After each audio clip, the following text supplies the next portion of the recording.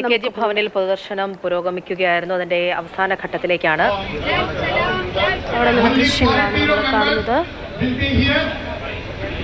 ബാലു പ്രിയപ്പെട്ട സഖാവിന് വിട നൽകുകയാണ്. പൊതുദർശനത്തിനായി അദ്ദേഹത്തെ അവസാനമായി ഒരു നോക്ക് കാണാൻ ഒഴുകിയെത്തുന്നുണ്ട് നേതാക്കന്മാരും അണികളും പ്രവർത്തകരും ഒക്കെയും എന്നാണ് മനസ്സിലാക്കുന്നത്.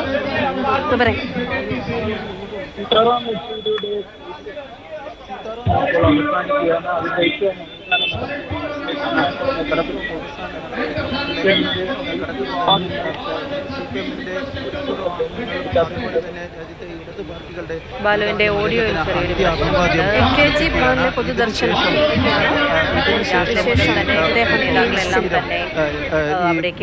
AKG ഭവനിലേക്ക് നിന്ന് പുറത്തേക്ക് കൊണ്ടുവരുന്നതായിരിക്കും. അതായത് സീതാറാം യെച്ചൂരി കഴിഞ്ഞ 3 പതിറ്റാണ്ടായി അദ്ദേഹത്തിന്റെ ഓഫീസായിരുന്നു അദ്ദേഹം പ്രവർത്തിച്ചു കൊണ്ടിരുന്ന AKG ഭവനിൽ നിന്ന് അദ്ദേഹത്തിന്റെ ഭൗതിക ശരീരം ഏതാനും നിമിഷങ്ങൾക്കുള്ളിൽ പുറത്തേക്ക് വരുന്നതായിരിക്കും. 1992 CPM-ന്റെ പോളിറ്റ് ബ്യൂറോ അംഗമായത് മുതൽ സീതാറാം യെച്ചൂരിയുടെ പ്രവർത്തന കേന്ദ്രം ഡൽഹിയിലെ AKG ഭവനായിരുന്നു. ആ AKG ഭവനിൽ നിന്ന് സീതാറാം യെച്ചൂരിയുടെ ശരീരം ഏതാനും നിമിഷങ്ങൾക്കകം പുറത്തേക്ക് വരുന്നതായിരിക്കും. അത് ഇവിടെ നിന്ന് ഡൽഹിയിലെ അശോക റോഡിലെ 14 നമ്പർ കെട്ടിടത്തിലേക്ക് ആണ് കൊണ്ടുപോകുന്നത്. CPM-ന്റെ പഴയ കേന്ദ്ര കമ്മിറ്റി ഓഫീസ് അവിടെയാണ് സ്ഥിതി ചെയ്യുന്നത്.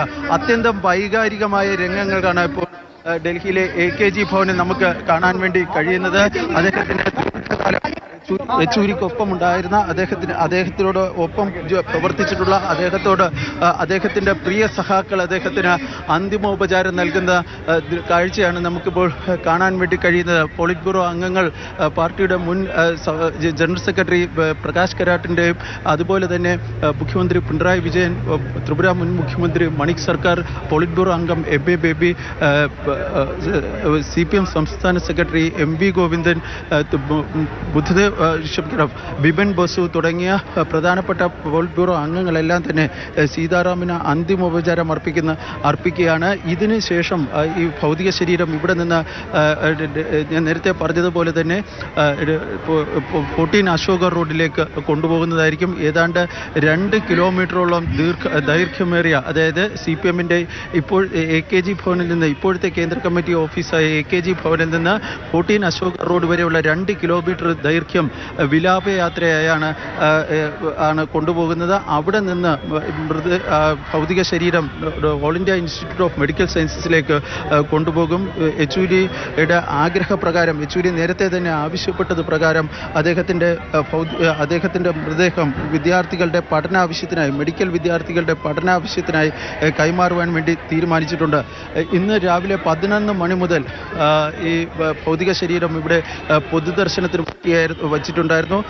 സമൂഹത്തിന്റെ നാനാ തുറകളിൽപ്പെട്ട നിരവധി പേർ, നൂറുകണക്കിന് പേർ, ആയിരക്കണക്കിന് പേരാണ് AKG ഭവനിലെത്തി യെച്ചൂരിക്ക് അന്തിമോപചാരം അർപ്പിച്ചത്. കോൺഗ്രസിന്റെ മുൻ അധ്യക്ഷ സോണിയാഗാന്ധി കഴിഞ്ഞ 7-8 മാസമായി അവർ പുറത്തേക്ക്, അതായത് പൊതുചടങ്ങുകളിലൊന്നും തന്നെ പങ്കെടുക്കുന്നില്ലായിരുന്നു.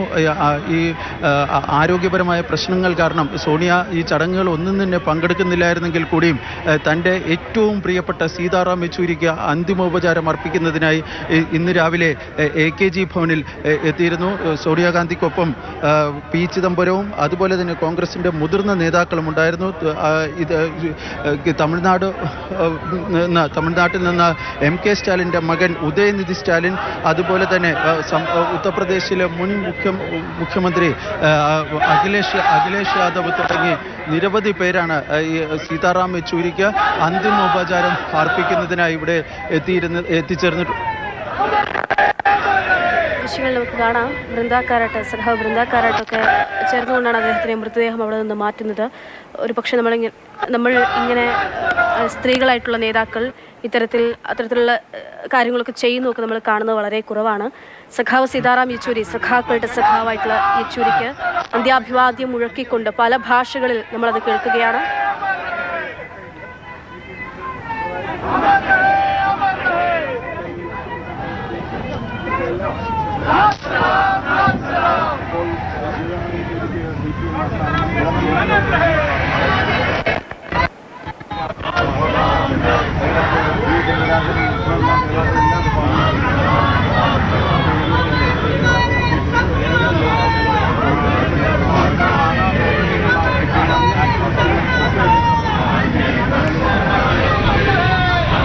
ടി.വിയുടെ 2 ബാറ്ററി എടുത്തോണ്ട് ഇങ്ങോട്ട് ഉള്ള ചാർജ് മതി.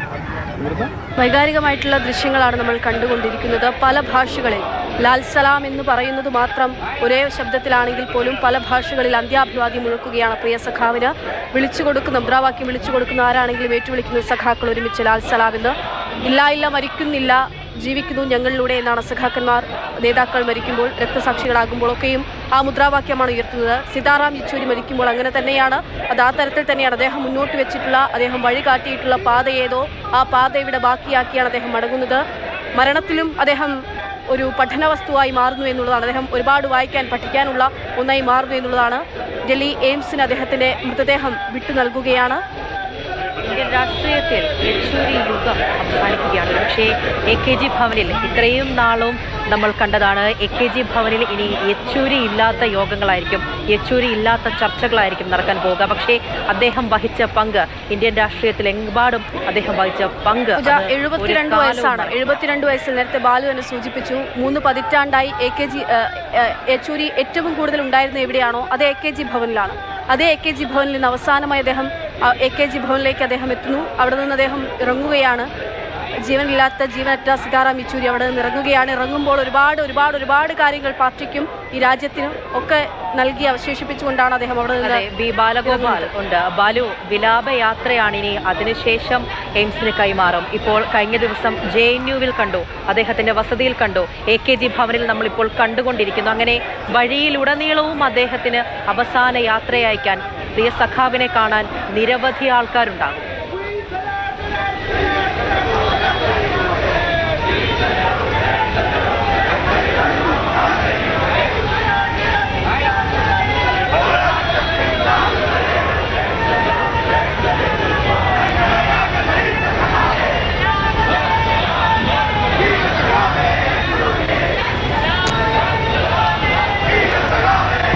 ബാലഗോപാലുണ്ട്. ബാലു, കേൾക്കാമോ?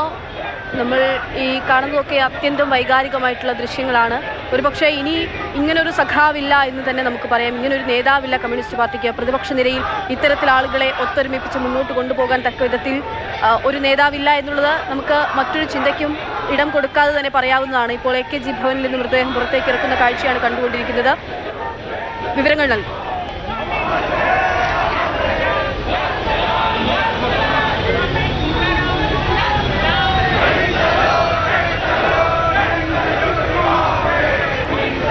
ആർക്കും ഏത് തരത്തിലുള്ള ആളുകൾക്കും ഏറ്റവും പെട്ടെന്ന് മറ്റൊന്നും ചിന്തിക്കാതെ സമീപിക്കാനാകുന്ന സഖാവായിരുന്നു, നേതാവായിരുന്നു, മനുഷ്യനായിരുന്നു സീതാറാം യെച്ചൂരി. എല്ലാവരോടും ഒരുപോലെ ഇടപെടാനും ഏത് തരത്തിൽ, അതായത് SFIക്കാരായിക്കോട്ടെ അല്ലെങ്കിൽ മറ്റ് കുട്ടികളായിക്കോട്ടെ, എല്ലാവരോടും അദ്ദേഹത്തിന് അടുത്തിടപഴകാൻ ഉള്ള ഒരു അദ്ദേഹത്തിൻ്റെ പെരുമാറ്റ ശൈലിയുണ്ട്. നമുക്ക് ഈ ദൃശ്യങ്ങൾ കാണാം. പല കോണുകളിൽ നിന്ന് പലതരത്തിൽ നിന്നുള്ള ആളുകളൊക്കെയും അദ്ദേഹത്തിന് അന്ത്യാഭിവാദ്യം മുഴക്കാനായി, അദ്ദേഹത്തിന് അന്തിമോപചാരം അർപ്പിക്കാനായി എത്തുന്ന കാഴ്ചയാണ് നമ്മൾ കാണുന്നത്. ഹൃദയം പൊട്ടി തന്നെയായിരിക്കും ഈ സഖാക്കളൊക്കെയും അദ്ദേഹത്തിനായി അന്ത്യാഭിവാദ്യം മുഴക്കുന്നത് എന്നതിൽ യാതൊരു സംശയവുമില്ല. അദ്ദേഹത്തെ വളർത്തിയ, സീതാറാം യെച്ചൂരിയെ വളർത്തിയെടുത്ത് പരുവപ്പെടുത്തിയെടുത്ത് ഈ രാജ്യത്തിന് നൽകിയ JNUവിലെ കാഴ്ചകൾ, നേരത്തെ നമ്മൾ പൂജ സൂചിപ്പിച്ച പോലെ തന്നെ JNUവിൽ നിന്ന് അത്യന്തം ഹൃദയഭേദകമായ മുദ്രാവാക്യ വിളികൾ നമ്മൾ കേട്ടു. ഇതാ ഇപ്പോൾ AKG ഭവനിൽ നിന്നും സമാനമായിട്ടുള്ള സഖാവ് സീതാറാം യെച്ചൂരി ഏറ്റവും കൂടുതൽ സമയം ജീവിതത്തിൽ ചെലവഴിച്ചിട്ടുണ്ടാവുക അതേ AKG ഭവനിലായിരിക്കും. അവിടെ നിന്നുള്ള മുദ്രാവാക്യ വിളികളാണ് നമ്മൾ കേൾക്കുന്നത്. AKG ഭവനിൽ നിന്ന് എയിംസിലേക്ക് യെച്ചൂരിയെ കൊണ്ടുപോവുകയാണ്. ആംബുലൻസിലേക്ക് മൃതദേഹം മാറ്റുന്നു.